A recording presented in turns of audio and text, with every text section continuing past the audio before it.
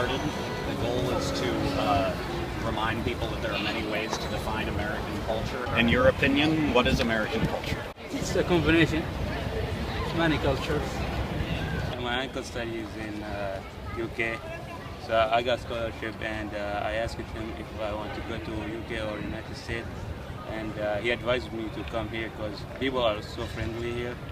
So that's why I came here, that's why I chose America. How is American culture viewed these days from Costa Rica? It's fine. We have a lot of relationships. We are not that far away, and there's a lot of American tourists going over there. In your opinion, what is American culture? Progress, money, also business. You spent many years on the Hill. Yeah? Several. What are some definitions of American culture that you think Americans should remember in 2016? A definition you find is on our dollar bill. E pluribus unum, of many, one, united. If we like our money, then we like that idea too. The culture is also about trying to be a more perfect union all the time. We hold these truths to be self-evident, that all men are created equal with certain inalienable rights. Even then, the term men meant all people, but it also meant men because women couldn't vote. But slaughtered red men and bartered blacks knew it only applied to whites, you see. So we had to work our way through that and make them equal. And one of my ancestors actually insisted during the writing of the Constitution, that practice of importing slaves would have to end. And he said, we won't have this Constitution, I will not sign it, and my delegation won't sign it, unless we end that practice in this document. The electoral process, that's just one, unfortunately, small part of what is America, because so few people, vote and take part in the process, and for some, it reflects two things. One, people aren't, involved, and as a result, politics aren't as good as they could be. On the other hand, it also shows that people just don't buy into the process, so they live their own lives, and there may be something positive to that. I tend to want to be engaged and would want to say the more people learn and vote, the better. But on the other hand, it's very difficult because the choices are limited. And but I find encouraging, getting back to optimism, is the groundswell of new people who voted, for example, for President Obama.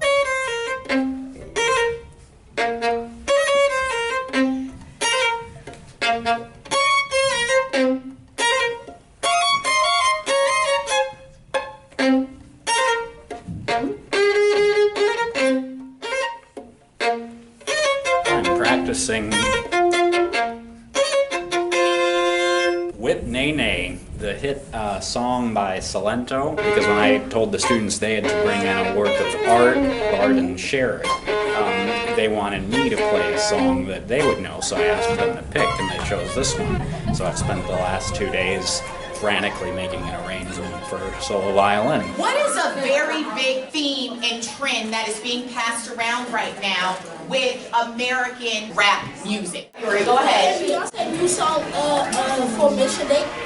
It was when people got mad because they were talking about how white police was killing black people, and they got offensive. And the American dream is for everybody to have equality.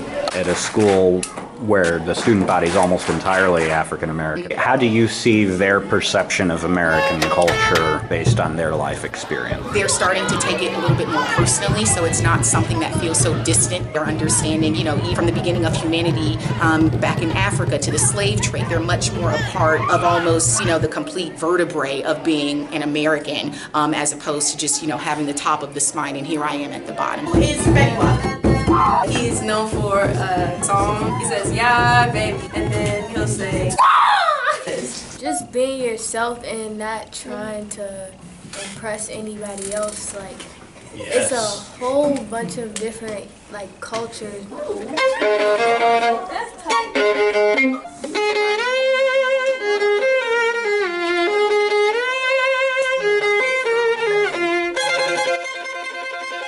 What about classical music? Is classical music American music? Yeah. Yeah. Oh, good. Now I feel so much better. Every culture, religion, we all have something to offer, and it creates a story.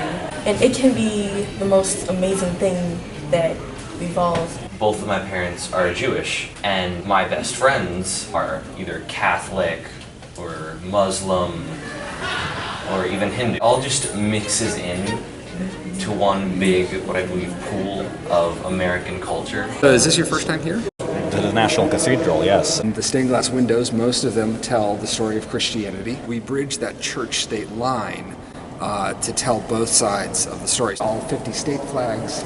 We have a big anti-gun violence initiative here. This property that this cathedral stands on, there used to be slaves that lived and worked here. That's not a story that's often told, and so we're in the process of telling that story. More people than about 3 or 4 states? More people than Vermont, Wyoming, and I think Montana is slightly ahead. And I'm not even convinced that DC should be a state necessarily, but I think we should have the same voting rights as everybody else. An American flag and hope is in all cultures. Hope is just a horizon that shows pain and suffering Blacks have gone through. Look at how far we've come to being where we are.